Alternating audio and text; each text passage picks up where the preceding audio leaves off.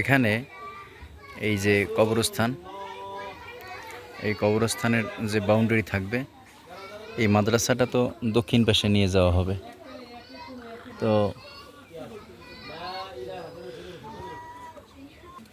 দক্ষিণ পাশে নেওয়ার পরে কবরস্থানের মূল যে জায়গা যেটা থাকবে চতুর্পাশে করতে হবে, ওই যে ইটের বাউন্ডারি দিতে হবে। ইটের বাউন্ডারি বলতে অতটুকু পিরা বান্ধে যতটুকু ওই রকম বান্দার পিরা বান্ধা বা তার সাইড বেশি হবে।